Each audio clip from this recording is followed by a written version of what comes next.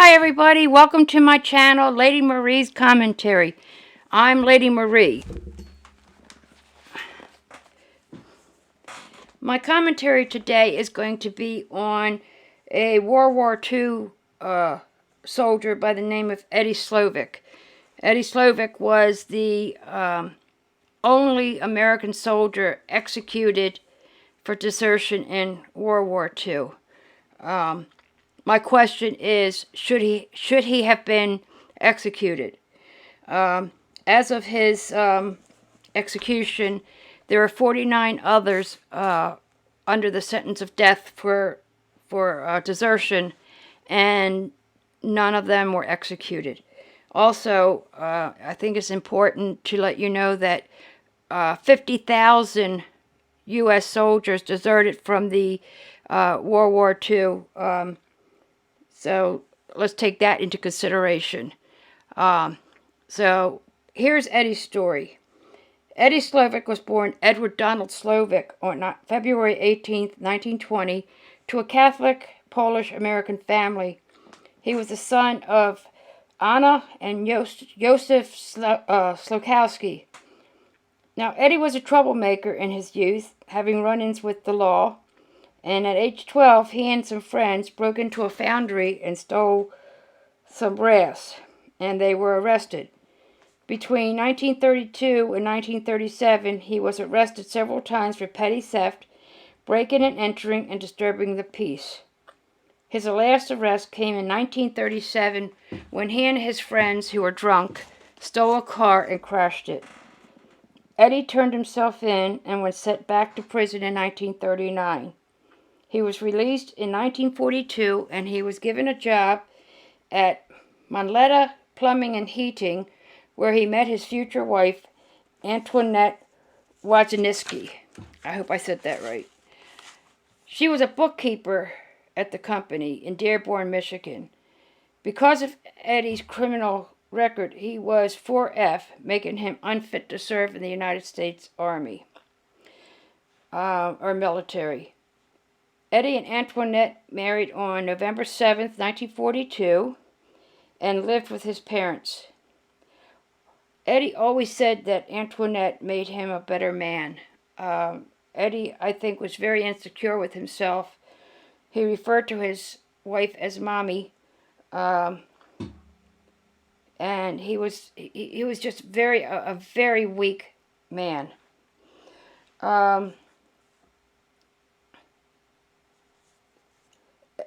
It was following a little after their first anniversary, this Eddie's status from 4F went to 1A, and he was drafted. He arrived at Camp Waltrow in Texas for basic training on January 24th, 1944, and on August 20th, 1944, Eddie was dispatched to join the fighting in German-occupied France.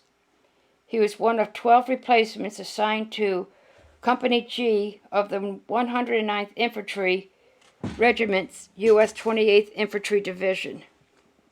While en route, Eddie and a man who he's friend with, who went to basic training with, name of John Tanky, took cover during an artillery attack, and they became separated from their replacement detachment.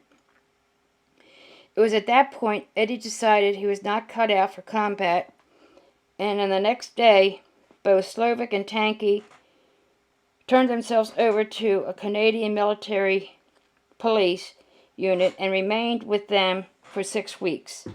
Tanky wrote to their regiment to explain their absence.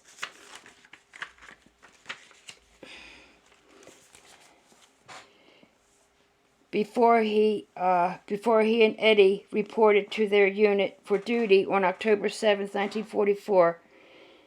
On October 8th, Eddie informed his company commander, Captain Ralph Brody, that he was scared to serve in a front-line rifle company and asked to be reassigned to a rear unit, which was denied. Eddie told Brody that he would run away if he were assigned to a rifle unit and asked if that would be desertion, and Grady confirmed that it would be. Eddie was sent back to a rifle platoon. The next day, Eddie deserted from his unit. His friend John Tankey caught up with him and tried to persuade him to stay, but Eddie said his mind was made up. Eddie walked several miles to the rear and approached an enlisted cook at a headquarters detachment unit, presenting him with a note which stated, and this is in Eddie's words, Eddie Slovik's own words, I, Eddie D. Slovik, 36896415, confess to the desertion of the United States Army. At the time of my desertion, we were in Elbeuf, France. I came to Elbeuf as a replacement.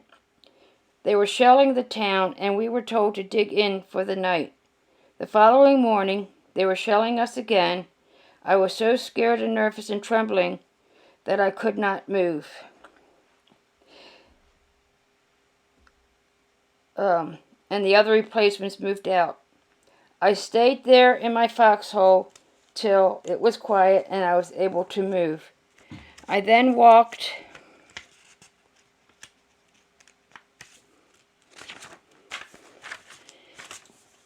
into town, not seeing any troops, so I stayed overnight at a French hospital. The next morning, I turned myself over to a Canadian provost corps after being with them for 6 weeks. I turned myself over to an American MP. They turned me loose. I told my commanding officer my story. I said if I had to go out there again, I'd run away.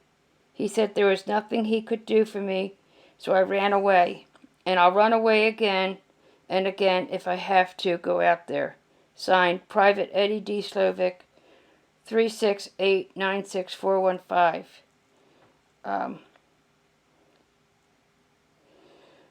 The cook took Slovik to his company commander, who urged Eddie to destroy the note, and Eddie refused and was taken into custody.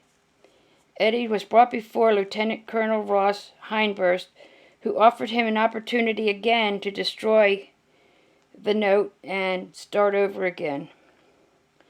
And Eddie again refused.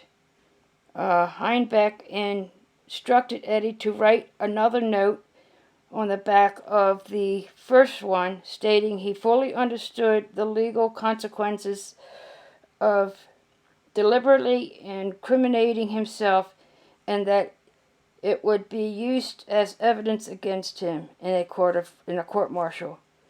Eddie was taken into custody and confined to the division stockade. The division judge advocate general, Lieutenant Colonel Henry Summer, offered Eddie a third chance to rejoin his unit with a clean slate, and Eddie, still convinced that he would only serve jail time, refused this offer as well and said, I've made up my mind, I want my court-martial. Eddie Slovik was charged with desertion to avoid hazardous duty and was tried by court-martial composed of staff officers from U.S. Army divisions.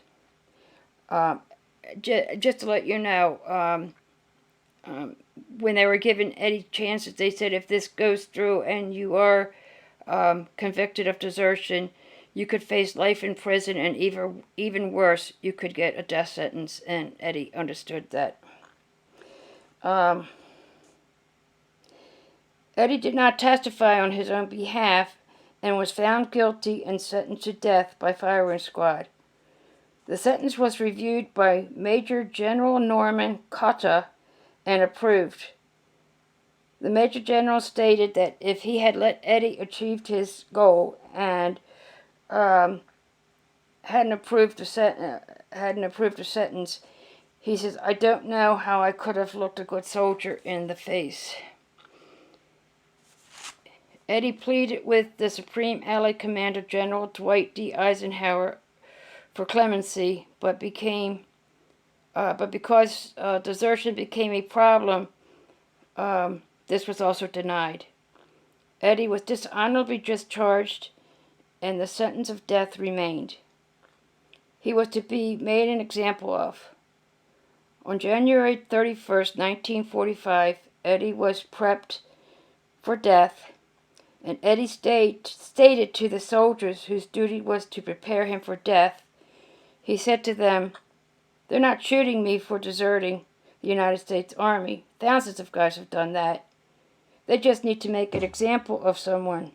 And I'm it because I used to steal things when I was a kid. And that's why they're shooting me."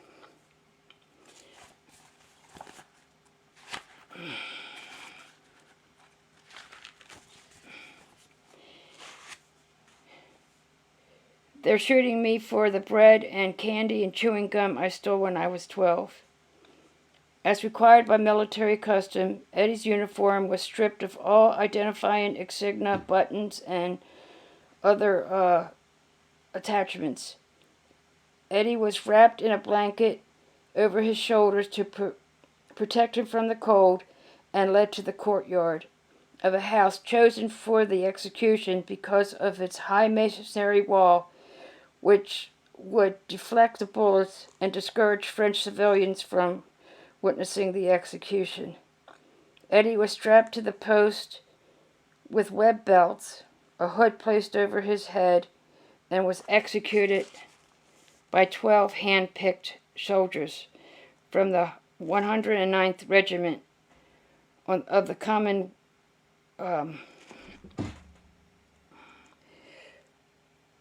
109th Regiment, I'm sorry. On the command of fire, Eddie was hit with 11 bullets.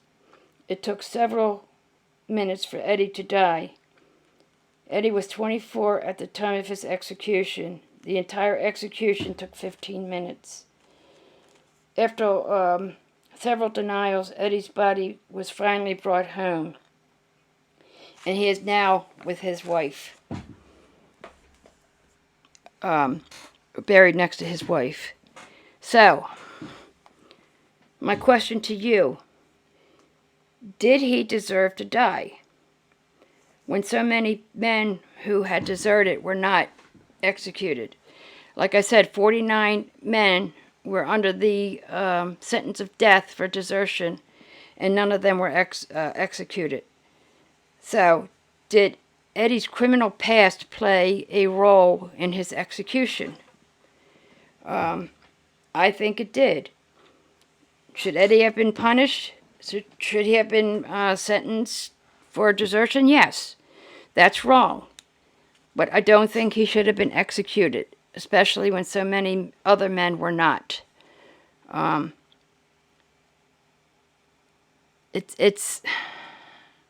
It was a very sad story. There is a movie out about it called The Execution of Private Slovik, starring Martin Sheen. I encourage you to watch it, or if you can, get the DVD or find it somewhere and watch it. It's a very good movie. Let me know what you think in the comments. Don't forget to like and subscribe, and I'll see you in the next video. Bye.